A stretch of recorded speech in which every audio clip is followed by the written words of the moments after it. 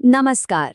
चलिए हमारे प्लैनेट के सबसे बड़े, सबसे ताकतवर इंजन की बात करते हैं।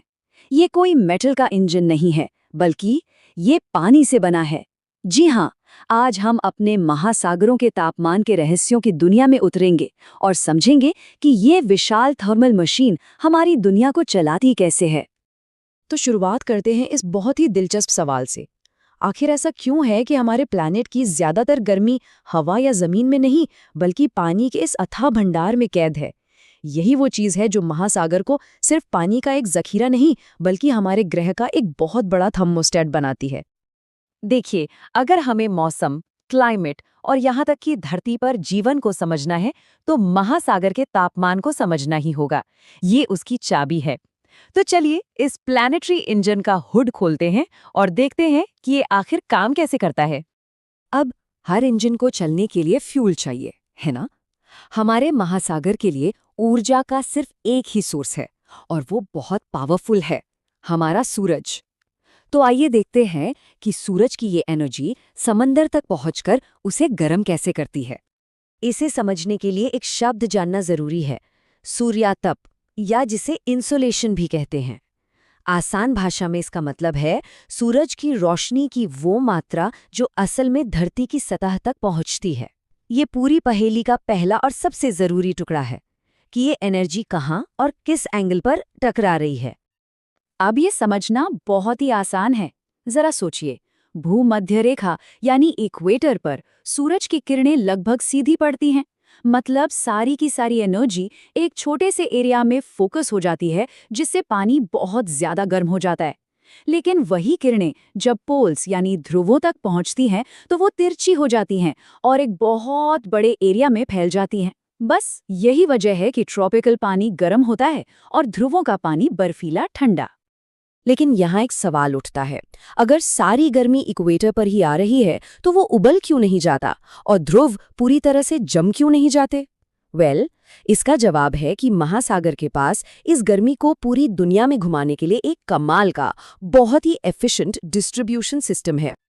ये पूरा सिस्टम तीन बड़ी ताकतों के बीच एक डांस जैसा है। सबसे पहले आती हैं शक्तिशाली समुद्री धाराएं, जो समंदर के अंदर ही नदियों की तरह बहती हैं। फिर है हवाएं, जो सतह के पानी को एक जगह से दूसरी जगह धकेलती हैं। और आखिर में जमीन और समंदर का कनेक्शन भी वहां के लोकल तापमान पर असर डालता है।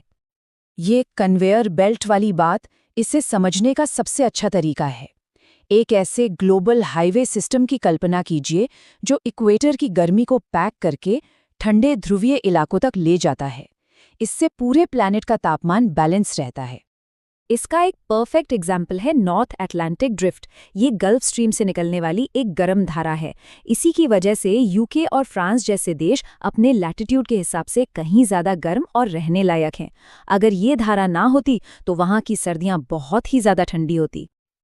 तो ठीक है, हमने सतह पर तो दुनिया घूम ली, लेकिन क्या होगा अगर हम सीधे नीचे की तरफ गोता लगाएं? चलिए एक वर्टिकल सफर पर चलते हैं, धूप वाली गर्म सतह से ठंडी अंधेरी गहराइयों तक। जैसे जैसे हम नीचे जाते हैं, हमें तीन अलग अलग परतें मिलती हैं। सबसे ऊपर है सतही परत, जो गर्म है, जहां सूरज की रोशनी पहुंचती है। उसके ठीक नीचे है थर्मोक्लाइन, एक ऐसा जोन जहां तापमान अचानक और बहुत तेजी से गिरता है। और सबसे नीचे है विशाल, ठंडा और अंधेरा गहरा क्षेत्र। ये जो थर्मोक्लाइन लेयर है ना, ये एक तरह की अदृश्य दीवार का काम करती है, एक थर्मल बैरियर जो ऊपर की गर्म हल्की परत को नीचे की ठंडी भारी परत से आसानी से मिक्स होने से रोकती है। और यहाँ एक हैरान करने वाला फैक्ट है, ये जो गहरा क्षेत्र है जो समंदर का ज्यादातर हिस्सा बनाता है, उसका औसत तापमान महज 4 डिग्री सेल्सियस के आसपास है। जरा सोचिए, हम जिस गर्म सतह को जानते हैं, उसके ठीक नीचे एक विशाल बर्फीली ठंडी दुनिया मौजूद है। तो आज के दौर में ये सब समझना इतना ज़रूरी क्यों है? क्योंकि ग्लोबल वार्मिंग से जो एक्स्ट्रा हीट पैदा हुई है, उसका 90% से भी ज़्यादा हिस्सा हमारे महासागरों ने सोख लिया है। वो एक बहुत बड़े स्पंज की तरह काम कर रहे हैं, जो हमारे ग्रह को और तेज़ी से गर्म होने से बचा रहा है। तो आज का सबसे बड़ा टेक अवे क्या है? यही कि महासागर का तापमान संतुलन सिर्फ एक साइंटिफिक कॉन्सेप्ट नहीं है, यह हमारे प्लैनेट का लाइफ सपोर्ट सिस्टम है। यह हमारी जलवायु को स्थिर रखने और जैसा जीवन हम जानते हैं उसे बनाए रखने के लिए बेहद जरूरी है। और यहीं पर आकर हम एक बहुत ही गंभीर सवाल पर रुक जाते हैं। ये विशाल इंजन जो दशकों से एक्स्ट्रा हीट सोखकर हमारी रक्षा कर रहा है, जब वो खुद ही ओवरहीट हो जाएगा तब क्या होगा? इसके क्या नतीजे होंगे? इस पर सोचना हम सब के लिए बहुत ज़रूरी है।